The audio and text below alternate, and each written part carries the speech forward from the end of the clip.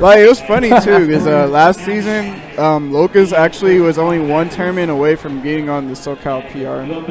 And the one tournament he couldn't go to was, like, the day he had to fly back.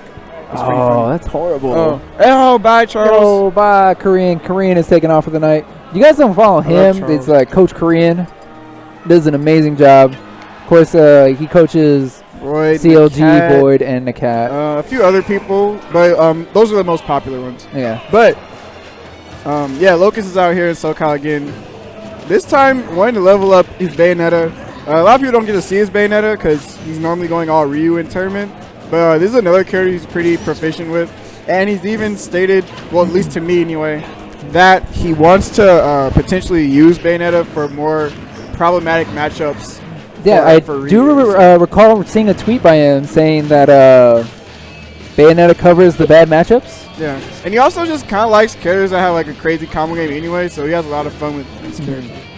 Of course, being such an avid Ryu player, he's going to be no stranger to explosive characters. Yes. Now, he is up against Dynamo here.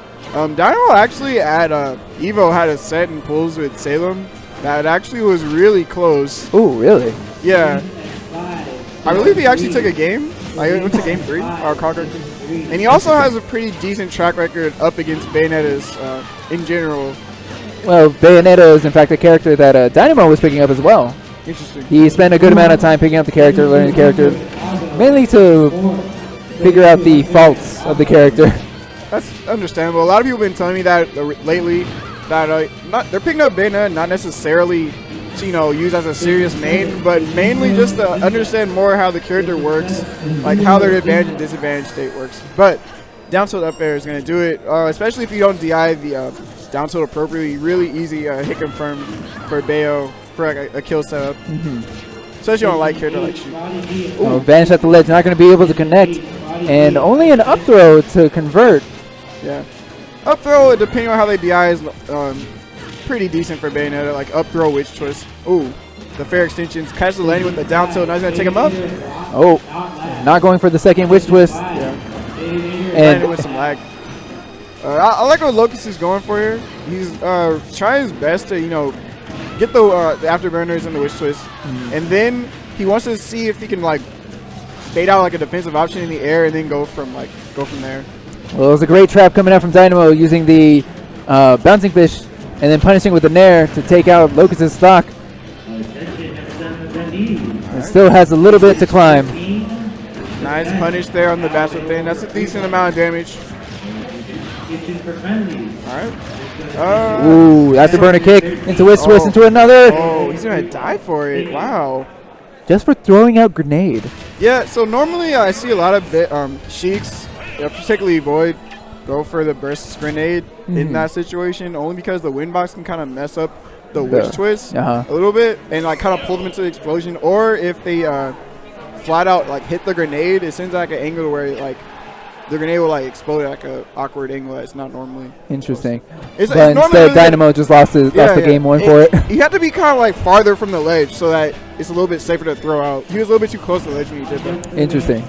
But more so, I'm surprised that he ended up dying to that combo just because normally he has pretty good DI to deal with situations like that. But game 1, going to go to Locus's Bayonetta.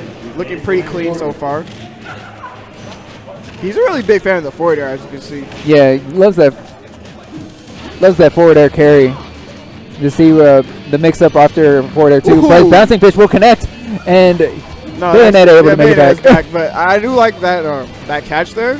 It actually is a small blind spot of the witch twist right before he grabs the ledge. You can actually bouncing fish state spike. Ooh.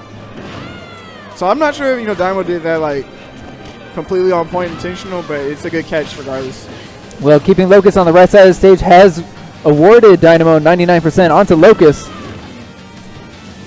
Nice. He's going to go for the up throw. Ooh. That's going to keep Locus from dying there, but I like the idea from Dynamo going for the up throw. It's really strong against Bayonetta at these percentages, but the chase. No. That's what I was talking about earlier. Locus likes to wait out your air dodge. Yeah, just hold on to that second witch twist just in case. Yeah. Now, one thing I haven't seen Dynamo do yet, and I know it's a kill setup for this specific matchup, is there was the up throw into up air. Nice catch. Okay, yeah, so he was just waiting for the right time. Yeah, exactly. So around the higher percentages, the Bayonetta can jump. But if you just kind of condition them to see if they like to jump or air dodge, then you can go for like a wait and then go for it. Attack. Interesting. Dynamo able to escape that second witch twist with an air dodge. Oh, I see it. Yeah, but Locus kind of fishing for that fair one F smash. Yet to connect so far. Ooh. And he held the bullets there just to push him out. Makes the smash like a little bit more safe, but still is going to eat a pretty decent punish here. Getting grabbed right out of that witch time. Now Locus once again stuck on the right side of the stage. Yeah, part of what I like about Dynamo's general playstyle, he's a very like defensive, kind of like hit and run type of Sheik. And I think that playstyle in general is really strong against Bayonetta because you don't want to press buttons preemptively. Yes. Get caught by witch time. I think he's always like either throwing needles or just grabbing. Of course, Locus did get a good stock there. Not out of this by any means, as we saw in the last game. Really good combo game.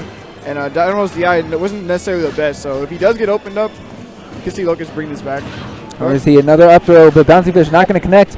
And oh my, you got to be so careful on this edge.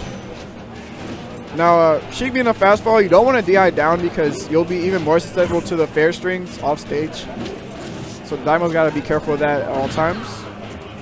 All right, go for the throw, see if you can bait out defensive option from Locus, but no dice. There you go. I like the jump back fair to catch that, but still committing to a lot of fairs and kind of questionable spots. All right, he's going to go to the ledge.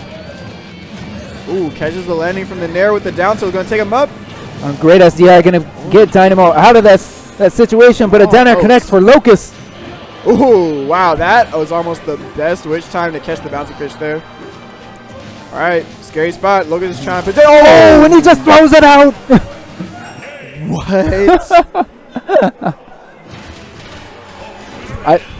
Okay. I just kind of looked at JK to see if he had an answer. I know. I say they just